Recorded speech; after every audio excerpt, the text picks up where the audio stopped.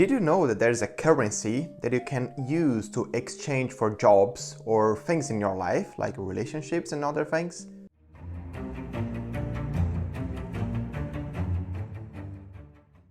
Did you know that everything that you do in your life is building your identity capital, and build is something that you can exchange like a currency for jobs, relationships and other things in life? Well, this is basically our experience, or who we are. The things that we do over the course of our lives defines on who you are, what we can do, the experience that we had, and everything that we are able to do or not. Do you remember the first time that you had the chance to introduce yourself to someone? Or maybe the first time you need to make a big presentation? Maybe at school, when you need to talk to other people about the topic and you need to organize your thoughts and everything around this topic, to present your ideas, to share your thoughts or what you think about this topic. Well, it brings a lot of stress, right? Everything that we do for the first time brings a lot of stress to our brain. But this stress is actually really important because it's building this experience, it's building this sense of trust in ourselves that will make us better and better over the time. Have you ever come across the book The Defining Decade by Meg Jay? In this book, Meg Jay introduced the term identity capital and what it means. It is a powerful concept that defines who we are and how we are going to shape our future. Before we go further, let's try to understand a little bit better what is that and what the studies show us about identity capital and about building experience. In a study by researchers at Stanford University, for example, they discovered that people who seek for different experiences of the course of their lives usually got more satisfaction in the end of their careers or at some moment in their careers, because they had this feeling that they accomplished more stuff in different areas, different business and even different type of projects. So what is that? What basically builds this identity capital? I can say that internships, volunteer, even engagement in different projects. Every time that you go to do a presentation, every time you are stressed about something that you need to do, it creates a sense of responsibility and send a message to your brain that this is important, and next time you need to be better on doing that. This type of activity that brings some stress but also teach you something, it's helpful, it creates experience. And a lot of people are trying to understand how to build experience, how to get experience that the market requests from us when you're looking for a job.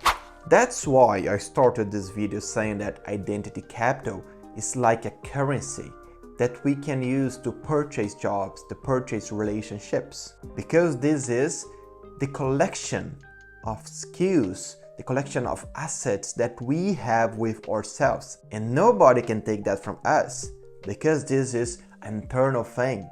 This is building who we are. A study published in the Journal of Vocational Behavior discovered that individuals with a strong sense of identity capital are more likely to have a clear sense of their career goals and what they want to achieve with their careers or with their next job, their next opportunity that is going to come. And they are more prepared to handle these career transitions. There are two types of identity capital: the tangible and the intangible ones. Tangible identity capital include everything that we can include in our CV.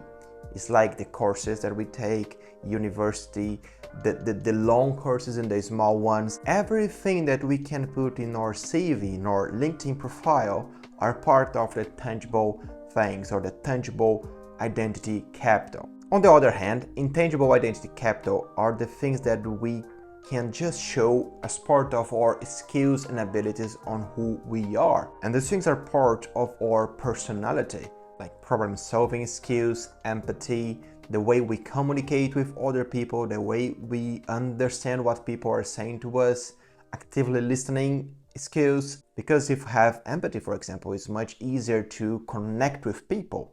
If we are good to solve problems, we are also good to be part of a project and be part of the team that is going to solve these problems. And the fun thing here is that everything can be part of your identity capital. I know people, for example, who play different sports, and the abilities that they learn playing those sports, like being a part of the team, communicate quickly, and these things, it helps them to be better professionals.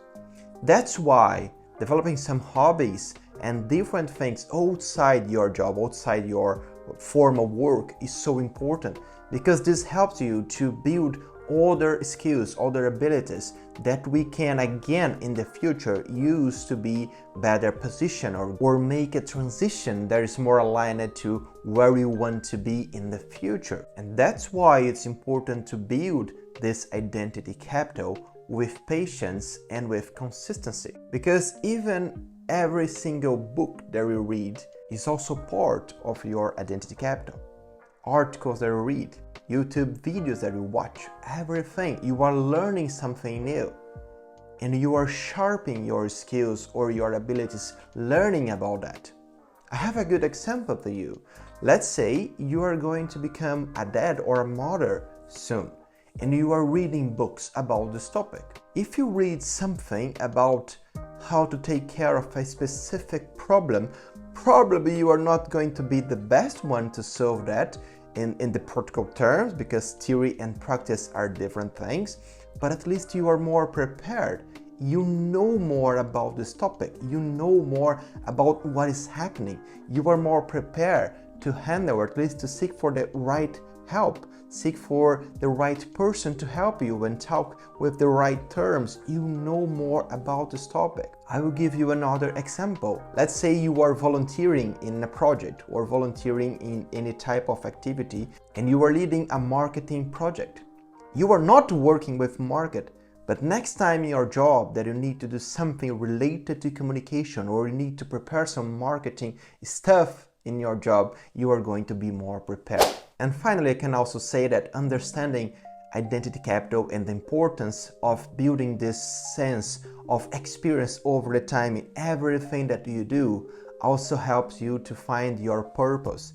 And once you find your purpose, what you want to do, where you want to be in the future, you are more prepared to say yes or to say no to things that are coming to you. Thank you very much for watching. If you like this video, if you like this content, give me a thumbs up. Subscribe if you're not subscribed to this channel yet, and I hope to see you in the next video. Bye bye.